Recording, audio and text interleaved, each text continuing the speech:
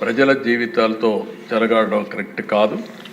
అందుకే latest technologies అన్నీ ఉపయోగిస్తున్నాం. నేను కంట్రోల్ అయిందని కానీ మంత్రి గారు ఇప్పుడు కూడా చెప్పారు మేము కంట్రోల్ చేశామని. ఇంకా పూర్తిగా కంట్రోల్ చేశామని చెప్పడం లేదు. ప్రజలు మెచ్చుకున్నప్పుడే మీరు కంట్రోల్ చేసినట్టు అవుతుంది. అంతవరకు మీ పని ఉంటుంది. ఎట్టి పరిస్థితుల్లో ఈ రాష్ట్రంలో 1 ఎకరా కూడా గంజాయి పండించడానికి వీలు లేదు. అది జరిగే వరకు నిరంతరం ఈ ప్రభుత్వం పోరాడుతుందని చెప్తుందని మీకు తెలియజేస్తున్నాను. ఒక్క మాటలో చెప్పాలంటే గంజాయి పైన డ్రగ్స్ పైన యుద్ధం చేస్తున్నాం. ఈ యుద్ధాన్ని ఆపే పరిస్థితి ఉండదు.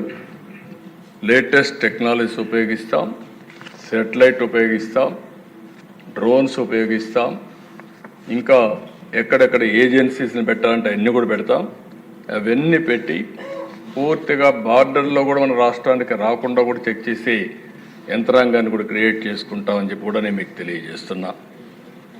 ఎవరైతే గంజాయి పండించే అమాయకులు ఉన్నారో వారందరికీ ప్రత్యామ్నాయ ఉపాధి కల్పిస్తాం.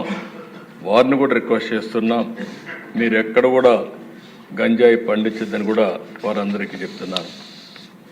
రెండోది దిశ, ఈ విషయంలో నేను 5 సంవత్సరాలు గడిచిన ప్రభుత్వంలో చూశాను. ఒక్కసారి అసెంబ్లీలో చర్చించిన దాఖలాలు లేవు, ఒక్కసారి సమీక్ష చేసిన దాఖలాలు లేవు. ఏ ప్రభుత్వమైనా చిత్తశుద్ధితో ఉన్నప్పుడు రివ్యూ చేయడం కానీ యాక్షన్ తీసుకోవడం కానీ జరిగితే కొంతవరకైనా కంట్రోల్ అవుతుంది. ఇవన్నీ చేయని పరిస్థితి వచ్చింది. అందుకని అధ్యక్ష, దీంట్లో రాజీ లేదు. రెండో విషయం కూడా నేను ఒకటే కోరుతున్నా, ఈరోజు సోషల్ మీడియాను మనం చూస్తున్నాం.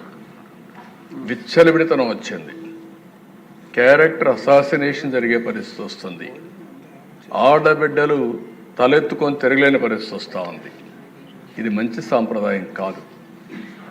నాకు చాలా సంతోషం, అసెంబ్లీలో బూతులు లేవు. ఇప్పుడు అసెంబ్లీ అంతా కూడా సబ్జెక్ట్స్ పైన చర్చించే పరిస్థితికి వచ్చాం. ఆ 5 సంవత్సరాలు అసెంబ్లీలో బూతులు మాట్లాడడం, బయటంతా భయంకరంగా ఉండడం, ప్రజాస్వామ్యం పూర్తిగా అపహాస్యం కాబడింది.